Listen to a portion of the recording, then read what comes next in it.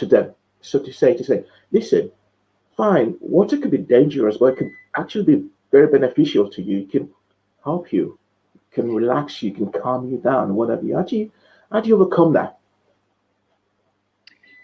So the fear of water is something that I see every time. It is so huge. In fact, you find that people don't even know that they have a fear of water sometimes until they get into the pool. And then they're in that expanse of water and they're wondering, oh my God, who sent me on this errand? Why am I here?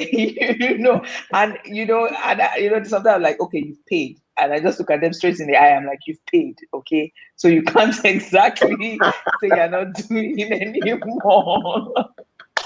And it works because I'm like, look, you paid though. You paid your money, so you can't even say you're not doing this anymore.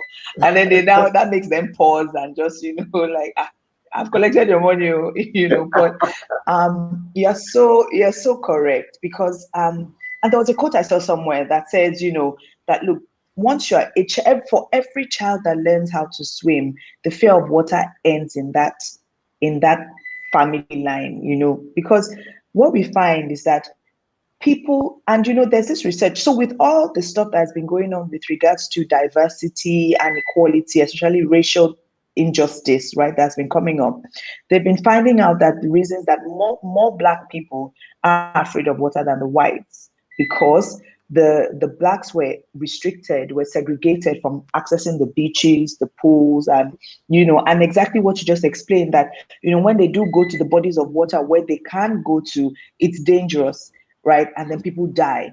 And then when people die in those bodies of water, then the narrative is that don't go swimming. Swimming will cause you to die. Meanwhile, it's the reverse, that if you go swimming, you will die, or if you go swimming, something will happen to you. That narrative went on, and imagine it passing through generations, to the extent that Black people they now said there was a tagline that Black people can't swim. And that's a falsehood. That's a falsehood, because really everybody can swim as long as you have we've seen you can swim, as long as you have a body, you can definitely swim. So what we just try to do, bringing it back to Dolphin Swim School, is we have our safety procedures, especially even with what happened last year with COVID and everything. We're constantly sharing with our customers what we do in terms of how to keep people safe. And all the trainings we give our own staff is safety related, even down to our class sizes, the kind of things we do in our classes. For instance, there's something we call line of sight. So there's a point in our lessons that the coach must ensure that she has line of sight with everybody in her class. So she cannot say she's backing a student, and if for any reason she doesn't have line of sight at the moment, there's somebody walking around the pool that will call her attention to it with, and she knows that, okay, I need to fix this immediately. So those are the constant things that, we try and push out. And we also share, safety tips to parents, because we know there are quite a number of people that have home pools and everything, but, they have those home pools. It's fancy. It's, aesthetically pleasing, but maybe not the safest. So we try and educate people and homeowners what to do, especially if you have kids at home, how to keep your home safe, how to keep your home safe, and how to keep your children from accessing the pool without supervision. So, those are the things that we try and put in place to kind of help us mitigate stuff like this. But we work hard at that, because safety is very, very important for us. And the other thing is, could you let me know, and to some, before we started this program, they were I spoke with somebody, and that person was asked me this question. I said, could you please pose this question to your guest today?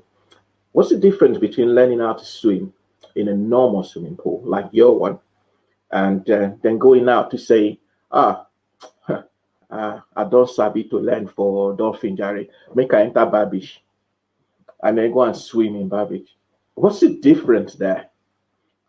Would you? So if you're not like, I'm okay with the small swimming pool, I can just jump into Dolphin now and swim. Then okay, now next week at the go beach, I won't go swim.